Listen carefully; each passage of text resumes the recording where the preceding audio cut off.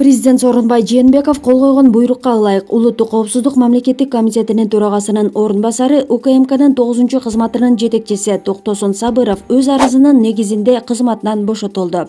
Президенттин башка буйругу менен Тимур Шабданбеков Улуттук коопсуздук мамлекеттик комитетинин төрагасынын орун басары Кыргызстандын Улуттук коопсуздук мамлекеттик комитетинин 9 кызматынын начальниги болуп дайындалды. УКМКнын 9 кызматы мамлекеттеги биринчи адамдарды кайтарат.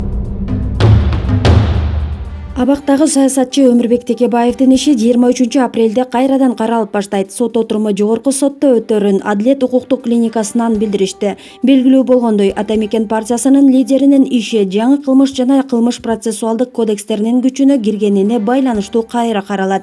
Буга чейин Текебаевдин укугун коргой турган Адилет укуктук клиникасынын юристтери күчүнө кирген жаңы кылмыш жана кылмыш процессуалдык кодекске ылайык ишти кайра кароо өтүнүчү менен материалдарды Бишкектин 1-май райондук сотуна жибергенин кабарлашкан. Андан кийин Бириккен Улуттар уюмунун адам укуктары боюнча комитетине абактагы саясатчы Өмүрбек Текебаевге карата козголгон кылмыш иши боюнча документтер келип түшкөнү маалым болгон.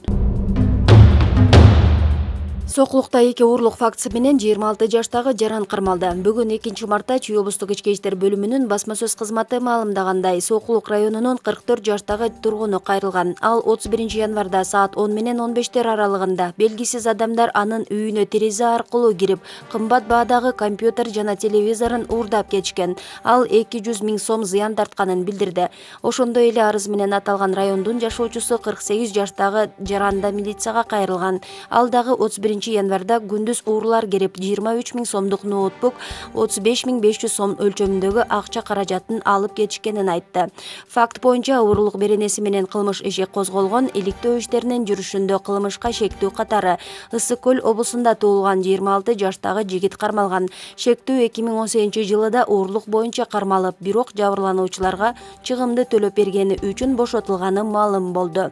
Ал көбүнчө телевизор, ноутбук, компьютерлерди уурдап жүргөн деп айтылып, анын башка кылмыштарга катыштыгы бар же жоктугу текшерилүүдө.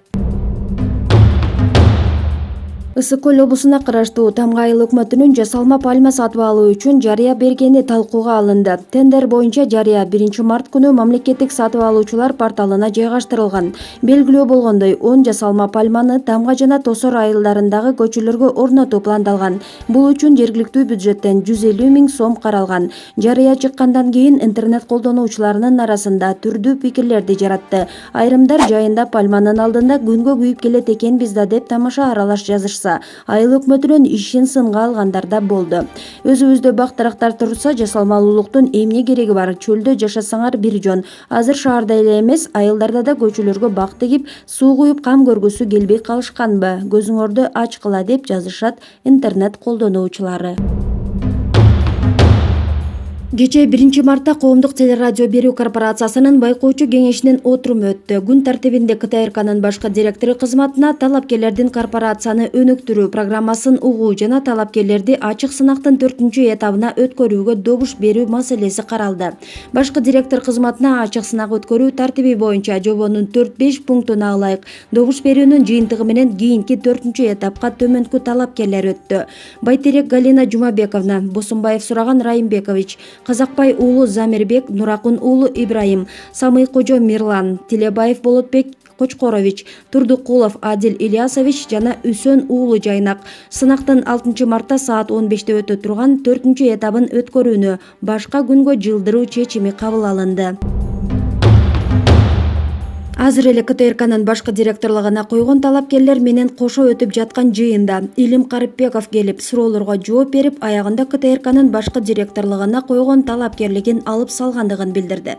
Мындай кадамга баруусуна Карыпбеков КТРКга жетекчи болуусун көпчүлүк каалабай жатышат жана коомдук каналга менден мыкты башчы келсин деген пикирин айтты. Бирок Илим Карыпбековдон мыкты ким келбесин, бардыгы бийликтен көз каранды болору бештен белгилүү. Учурда Ак үйдө президенттин аппаратында Карыпбековдун ордуна талапкер көрсөтүү ызы-чуу менен коштолгону турат. Президенттин пресс кызматы Жайнак Үсеновду, ал эми Ибраим Нуракун уулун АК өлкөлөр колдоп жатканы белгилүү болуп калды. Булак ачык саясат.